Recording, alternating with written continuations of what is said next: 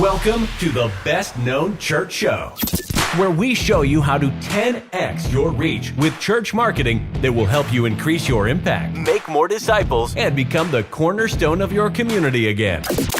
This is for the leaders with an outrageous vision, because anything less would be an inaccurate reflection of our Creator. The ones who have unreasonable faith, because you know God works unreasonable miracles. And the ones who are relentless in the pursuit of your calling, because anything less would not make a good and faithful servant. If that's you, you're in the right place. Now, please welcome your host and guide on this journey to become the best known organization in your community, Justin Nava. Welcome to the Best Known Church Show. I am your host, as introduced, Justin Nava. In this show, we are taking your church from unknown to best known, from the best kept secret to the best known organization in your community. Everyone, say this with me now, everyone should know about your church like they know about the local Walmart. They know where it is, they know when it's open, they know what to expect when they go, or they know what to expect when they go online. I appreciate you watching. If you're watching this live, if you are watching the replay, whether on YouTube, Spotify, anywhere else this podcasts go, I want you to show your appreciation. Let me know that you're getting value out of this by liking and subscribing wherever you are. Let's get into today's show. Today's show is all about taking advantage of something you already have in your ministry and aren't using to its potential. Whether you have bought into the lies, bought into the myth, or bought into the insecurity that no one cares about this, no one likes it, and it's more of a necessary evil than an actual tool for ministry. I'm going to show you the best ways that you can get people to know that you care, to open up new discipleship opportunities, and triple, yes, I said triple, your ministry outreach without spending a dollar extra than what you're already using right now for your church. Now, what is this tool that I'm talking about? This tool is already used by your prospects. It's already used by your guests that have come into church. It's already used by your congregation. And yes, you already have it too. Everyone's already paying for this. You have it with you basically 24/7. And even if you don't have it on you, you have it near you. Do you know what I'm talking about yet? I'm talking about your phone. I'm talking about your telephone, the good old tele, the good old cell phone. Yes, you already have it. Now, you notice you don't call it necessarily your mobile. You don't call it your cell, you call it your cell phone, because this is something that we can use to phone others, to communicate. And while I'm not specifically talking about dialing people to talk to them in everything that I'm talking about today, that is some ways, that is a way, nay, the best way that you can communicate and let your community, let your guests, and yes, your congregation know that you care. Now, I know you're probably already saying right now, Justin, if you are still listening, by the way, thank you. You're going to get the most value out of this just because you haven't clicked pause or gone on to listen to some other trivia, news, political, culture war podcast that you might be listening to. You might be saying, though, Justin, nobody picks up the phone. Nobody uses the phone anymore. That's okay. In fact, it makes what I'm about to tell you even better, and it's going to work even better for you because nobody answers the phone. And you understand that. But listen, let me tell you this, right? I used to think the same thing. In fact, people would tell me, Justin, no one picks up the phone. I spent 3 years working in university IT. That is working at a university with, I can't remember, 10,000 students. Might have been 3,000, might have been 10,000 total, but 3,000 full-time students. I don't know. It was a large campus of University of Texas, not the UT in Austin, but a sub-campus of it. I worked in IT, and let me tell you, I can assure you, those college kids, Gen Zers, they use the phone. I know because I worked in IT, and whenever their email didn't work, a homework didn't get submitted, they couldn't log in, or they couldn't get their transcripts, or anything happened, they didn't text us, they didn't email us, they didn't DM us, they called us. They have their phone. Maybe they did email us. We can't fix it over email. I call them. Guess what? They answer the phone. So people still use the phone. This phone is still used. When you buy a phone, yeah, you could buy an iPod Touch, or you could just buy an old phone and not connect the cell tower to it. You could do that, but most people don't, because we still need the phone. Same is true. This is a little bit of a tangent, but same thing is true with email. I have churches telling me all the time, Justin, nobody checks their email. No, they check their email. They don't check your emails, right? If you're company, if your business, whoever employs you, if you're not working for the church, which by the way, if you're a bivocational pastor, God bless you. I love bivocational pastors. They're some of the greatest pastors I know. No offense to those in full-time ministry, but bivocational pastors are just a breed of their own. But if you do work at bivocational, if you ever remember when you weren't working full-time in the church, you know that when your business called, your boss called, you answered. When HR needed to send you an important communication, they didn't post it on Facebook. They didn't DM it to you. They emailed it to you. We understand. People know that important communications come via phone and email. And just inherently, if you send a communication another way, it inherently, just by subconscious habit, automatically takes a back seat to communications that may come in those other forms. And if you don't provide value in those other forms, the phone, email, text, then the problem isn't the method, it's the way we're using it to communicate. So today I'm going to share with you how you can use the phone, even when nobody picks it up, to triple your ministry output. So let's get to it. I got my coffee. I am fired up. Let me take a quick sip here. This is the content you love, right? Delicious, delicious salted caramel mocha coffee is what's in my coffee today. Let me share with you how you can do ministry with the telephone. Even though no one's picking up their telephone, you can still use ministry to do it. And why? I kind of already touched about this in the podcast intro, but I'll repeat it for the YouTube video here. Everybody has a phone.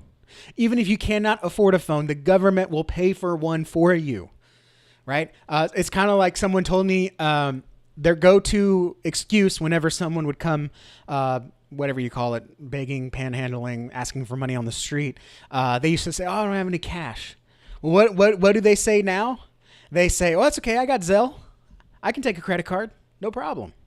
Right? Because technology has cut up to that point where it's just a basic living thing. I don't think it may not be like a right, but it's basically something everyone has, like a shirt on their back. Okay. So everyone has a phone. This excuse that nobody's going to answer the phone, that's something else we'll tackle in a later part of the show or a later video on YouTube.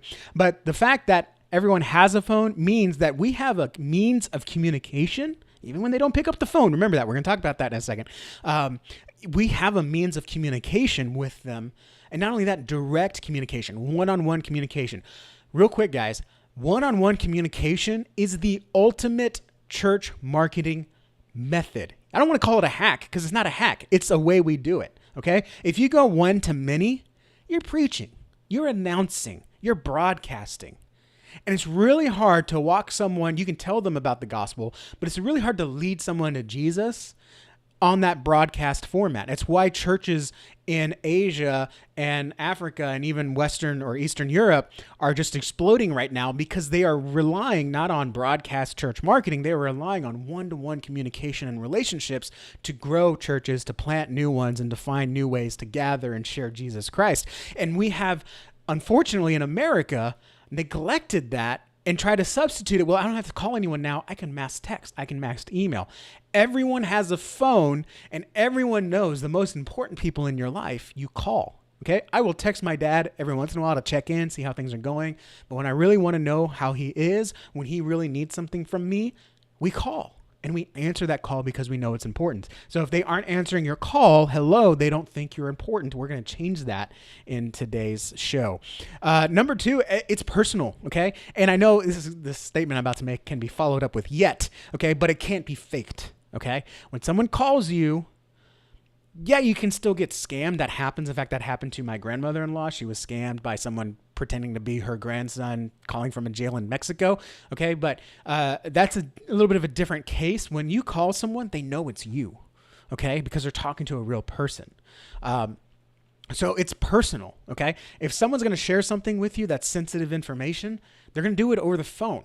Okay, if you're sharing passwords, which you shouldn't be, but if you are, you're going to call someone instead of text it because you don't want it documented, right? And so when you're counseling with someone, when you're sharing Jesus with someone, when you're talking through someone, counseling them through a difficult situation, or just hearing them out, the phone is the best way to do it. Again, because it's one-on-one, you can be vulnerable knowing that, people are at least for now, it's not really easy to listen and eavesdrop and even document that. So ministry is really, really easier to do on the phone than trying to text someone through Jesus. It's possible. I've seen it happen, but it is easier than to just kind of be texting through. Okay. So that's how you do ministry over the phone. First of all, recognize everyone has one. Second of all, recognize that it's personal. And when you can get to that point in your relationship with someone in your church, you can go real deep and real effectively into their spiritual walk and help them grow when you do have it over a phone call. And then, yes, let's recognize that your phone has multiple means of contact, okay? You can call them. If they don't answer, you can leave them a voicemail. If they're out of the office or out of the home, or you're out of the office or home, you can text them. You can email them. You can direct message them through another app if you know they use it, or through Facebook if you know they use it. There are multiple means to contact someone through your phone. You no longer have to wait.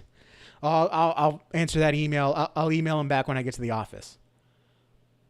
Okay. Now, there are important boundaries to have, but if you're in ministry mode, right? Like, I understand you may have like personal space boundaries, and yeah, you should not answer that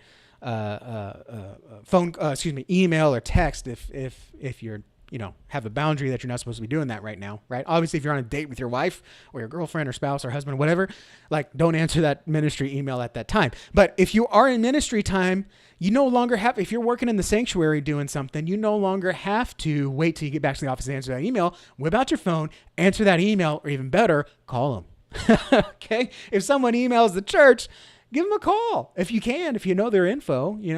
That's a lot easier to answer a question than to keep communicating over time. Time is a deal breaker for a lot of decisions, and that includes when someone is feeling that pull to God. It's why online ministry is so important. It's not a substitute. It's an enhancement to what's already happening.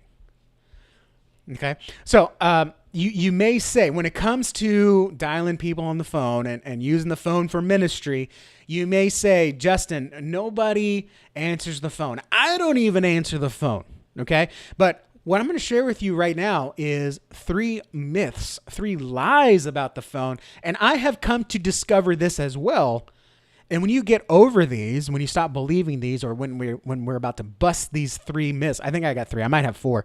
I have 4. We're going to bust these 4 myths, and you're going to realize how much ministry we've left on the table, how many opportunities we've left on the table because we bought into this lie. And, someone told me, it's in context of business, but it's true for ministry, the point to which you are sold on something, you will sell someone else on something. Meaning, you will not ask someone to believe something you don't believe yourself. And we know in leadership that we should not ask our team, our ministry, our other ministry leaders or volunteers, we should not ask them to do something that we're not willing to do ourselves. That's authoritative, overbearing leadership. So to the point in which you are sold, the point in which you believe something, for example, I don't even answer my own phone, you will then sell. You will then put on others. I don't answer my phone, therefore they won't answer their phone. Okay, so let's address these myths. Number 1, no one answers the phone anymore. I hear that all the time. Pastor, call this person. I'm going to call this person. I'll even pick up the phone. I'm going to call this person real quick, and they'll say, they're not going to answer. So what? 2 things happen when you call someone and you know they're going to answer. Number 1, you called them anyways to show that you've taken the initiative to do something you're already uncomfortable with, because they're probably not comfortable yet on the phone. So the fact that you're calling may mean something even more to them. Number 2, we've got this cool little thing called voicemail, and you can leave a personalized message that has your voice speaking their name with the purpose of your call that was meant only for them, because you're not mass dialing someone right now, right? That means a lot. That shows you're taking extra initiative versus doing what's easy. Sending a text. Well, Pastor probably sent this text to everyone, okay? So that call, even if they don't answer, shows value. Remember, the purpose of doing a phone call in ministry is, number 1, to have communication, but also number 2, show that you care enough to have tried. Okay. So if you really want to show you care, give them a call, leave a voicemail, and then send them a text or an email. Hey, John, I called you real quick. The reason I just want to pray for you, I heard that this happened. And if there's anything I can do for you, let me know. They may reply with a text or surprise you, and they may call you back, in which case you can have that one-to-one dialogue and use that time to disciple John or move him forward and show him some spiritual growth that you would not have done if you just said, John doesn't answer the phone, so I'm not going to bother. Okay? The other reason I hear often, and this is something we've got to get over as a church, especially in America, is I don't want to be a bother. And I get that, right? Who wants to be called on the phone when they're in the middle of lunch, when they're in the middle of the work, and you answer the phone and you're like, what? I'm like, it's a bother. I agree, it is a bother.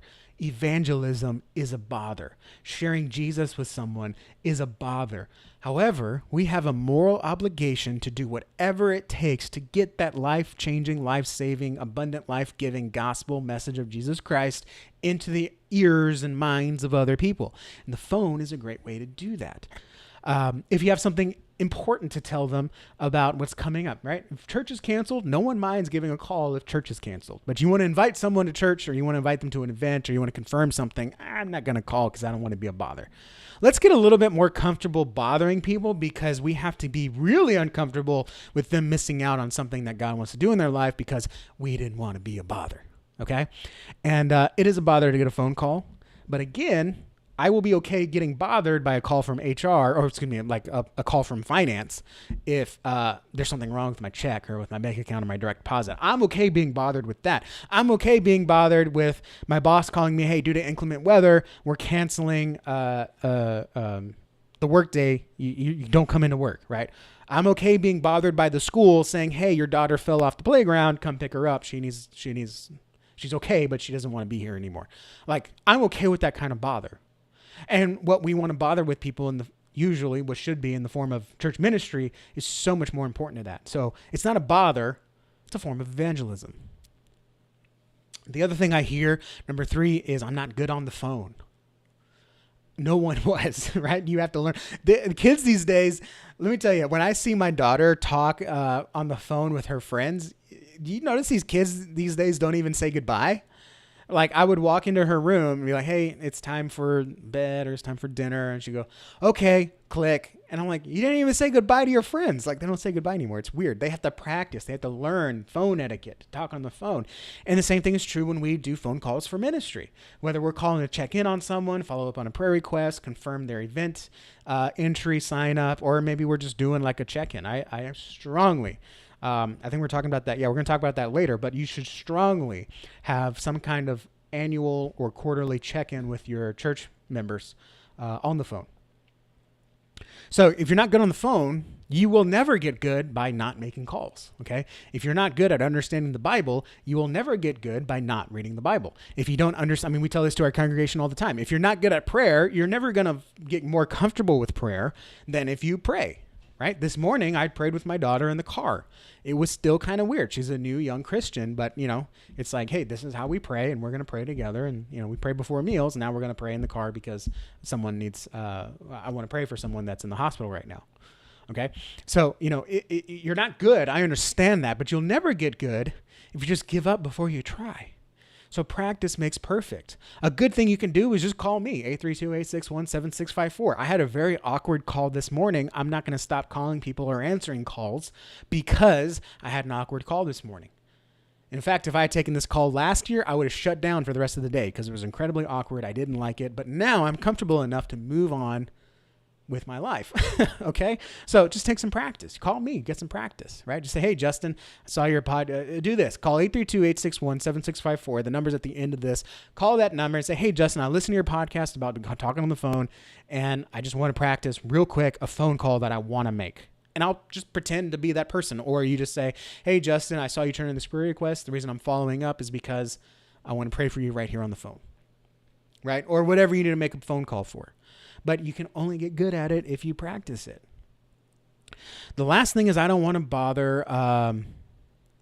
Well, this is more for incoming calls. Excuse me. So sometimes people will call you, and I hope. I don't know a single pastor. I do know some church volunteers and church leaders that don't like talking on the phone.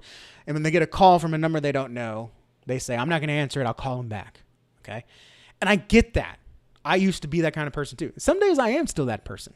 However, there's extreme value in answering a call from someone who needs to talk to a ministry leader versus calling them back. Because again, time kills a lot of ministry opportunities.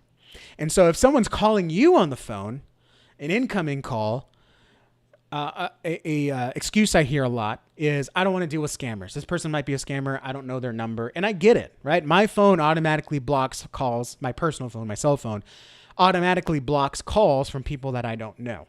Okay. But if it is someone I know, or if I knew that I was using my phone for ministry, I would answer that call. Same reason why if you call that number, 832-861-7654, you got it memorized yet? I will answer that call. I will talk to 3 scammers a day to make sure that I don't miss a call from the pastor who's having an issue with his website and needs something up by tomorrow. Right.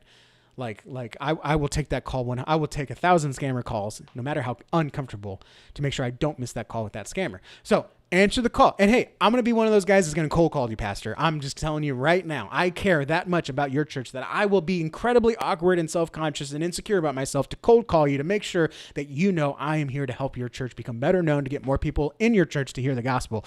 I will get over that. And so, you don't want to bother with scammers. I get that if they're calling you.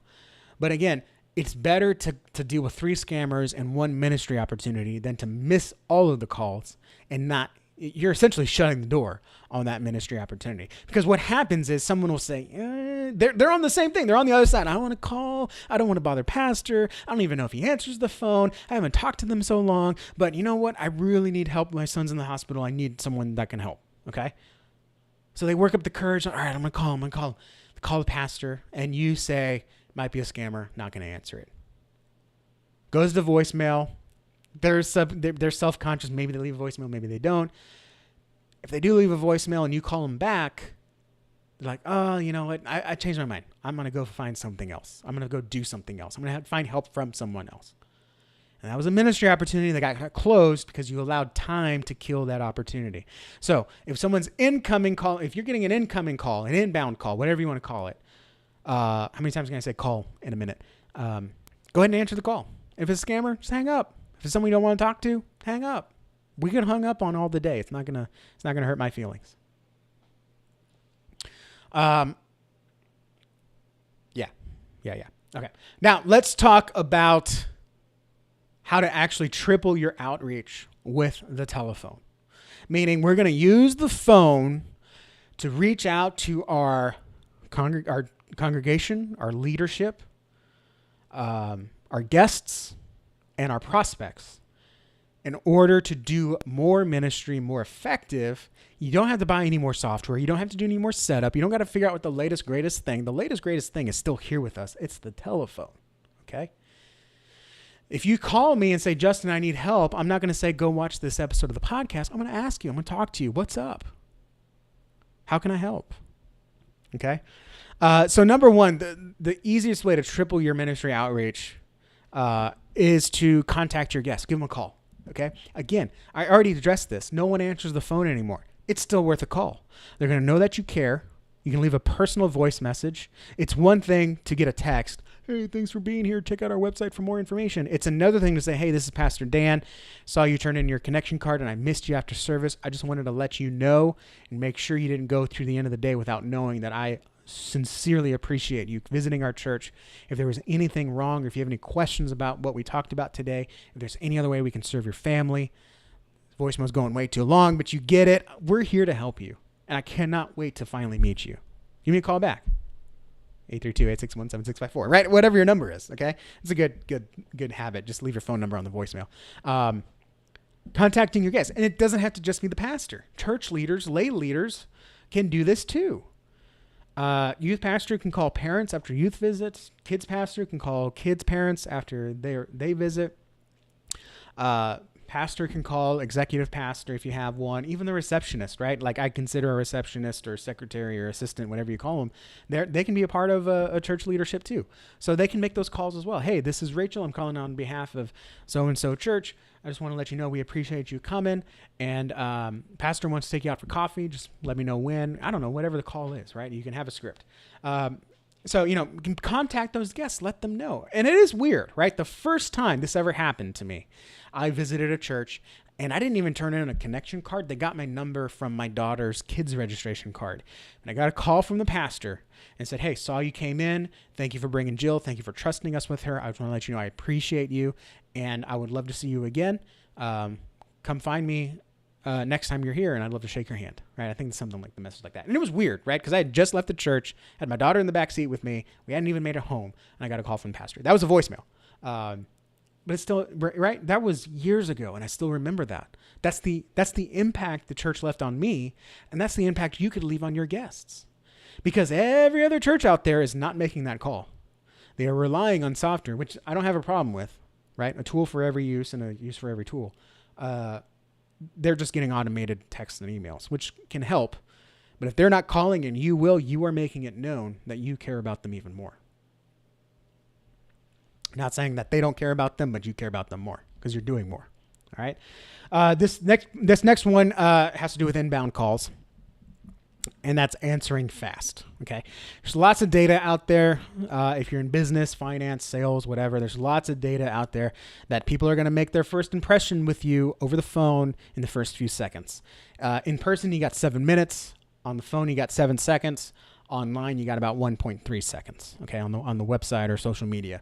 So you've got to answer fast. If someone calls you, calls the church office, calls your cell phone, calls whatever number that you have listed that people can call, you need to answer fast, okay? And with a dedicated greeting. Every person should answer the phone the same way. You call me right now, 832-861-7654. You get it yet? I will answer, hey, this is Justin. What information can I get you today? Okay? You call our church. Hey, thanks for calling Crosswaves. Appreciate your call. How can we serve you and your family today? You call another business. Hey, it's a great day here at First Baptist. Did I say business church? Hey, it's a great day here at First Baptist. What can we do for you today? How can we bless you today? Whatever that greeting is, make it automatic so people get the same consistent experience. And then you got to answer fast. By ring 2, what are you thinking? Ring. Okay. Ring. Are they there? Ring. Maybe no one's there. Ring. And then when you finally answer, it's awkward, right? Oh, hey, what was I calling for again? Answer fast. Ring. Hey, this is First Baptist. Well, how can I serve you today? Hey, this is John. I'm hoping you can help me. My son's in the hospital. We need someone to pick him up. I don't have whatever, right? Answer fast. You will show them how much you appreciate them. Not to vision cast here on you too much, but one of my dreams is to start the second company. If I can get this one fully off the ground and get someone to help me run it. The second company I would love to open is a phone answering service for churches that the call never goes past one ring. And we would have assistants custom trained for the church with scripts that you write, with information that you give so they can provide the best service when you're not available. I would love to have that because that's how important the first impression is on a phone call when someone calls the church or calls the pastor in need and you don't answer it. Okay. And the last tip to triple your ministry outreach with your telephone is really for your cell phone. Use all means of contact. I kind of touched on that earlier in the episode, but use all means of contact. Real quick rundown. You've got the telephone, like you got phone calling someone. You've got voicemail. No one thinks about voicemail. Everyone's always thinking text, email. Voicemails have a higher listen rate than texts even have a higher open rate, which of course is way higher than email. Okay. People will listen to your voicemail. Not only that, even if they don't listen, what can we do now on our phones? We can read the voicemail. So you have an opportunity to leave a voicemail and also kind of a text message that's personalized and hopefully transcribed correctly. Then you've also got texting, which is multimedia messaging, SMS, whatever. And then of course, messaging, Facebook Messenger, WhatsApp, if your church is using it, Instagram DMs, whatever else, right? You can get a hold of someone if you really want to. Okay. If you're listening to this show, and you've gotten on my radar, you know that if I can't call you, I will text you. If I can't text you, I will email you. If I can't email you, I will find you on Facebook and Instagram and DM you because I care about your church that much. It is a bother, I understand, but it's also a bother to get your church in front of more people so God can do more ministry through you, lest you shut that door and an opportunity gets missed. That's how important this all is. Okay, so use all the means of contact. If you call someone and they don't answer, leave a voicemail. Okay, then send them a text. Hey, this is Pastor John from so-and-so church. I just left you a voicemail. I got your prayer request. I want to pray with you over the phone. Okay, let me tell you, we run these prayer text campaigns where we set up a system to where the pastor, we send out a text on behalf of the pastor, and it says, hey, just real quick, how can I pray for you? And the number of people that text back wanting prayer, and then the number of those people that actually get on the phone with pastor, And these are people that haven't been in the church in months, okay? Some of them even years, is just astounding. The power of calling, leaving a voicemail, and leaving a text alone. There's just so much power there that's not being utilized. Which is why if you're just using one thing, sending out an email every week, if you just call them every quarter, you are going to triple the amount of times that you connect with your congregation or that your leaders connect with your congregation, because you're just making more attempts in more ways, and one of those ways is going to get through. It's very easy to ignore an email. It's very hard to ignore an email, a phone call, and a text. And again, this is our moral obligation as a church to do everything we can to reach the people in our community that God's calling us to serve. So I don't, typically at this point of the show, I tell you to go to a website to download my checklist. But today I actually want to challenge you. I want you to see what you can do with your phone. This is a service we offer just to clients, but you can see what it looks like. Go to my website, navachurchmarketing.com. Links down below, navachurchmarketing.com.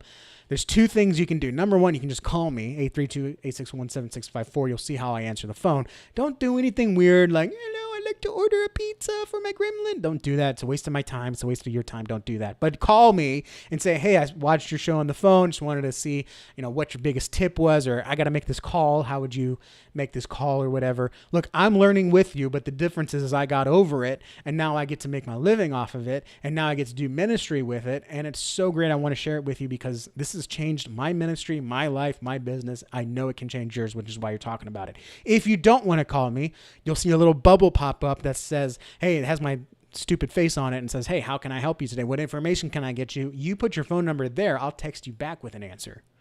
Okay, that's how effective the phone can be. You send me a message, I send you a text. It develops that relationship. Now I have your number, you have my number. You can call me, I can call you. We can pray for each other. And again, you're not going to hit everyone. That's not an excuse to go through 9 people to get to the one that God wants to use you and the phone to connect with and share Jesus with and help someone in their spiritual growth.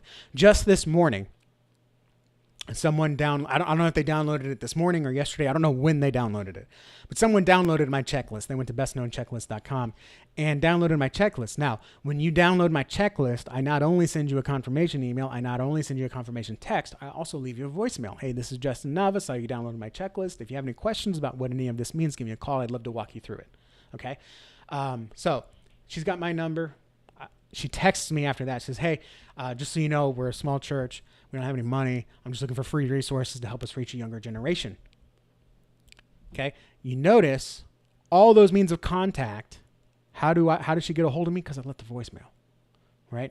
In fact, what happened was I left the voicemail, and then in trying to listen to my voicemail, she accidentally called me, and she hung up right away. And then she texted me, hey, I didn't mean to call you. I'm looking for free resources.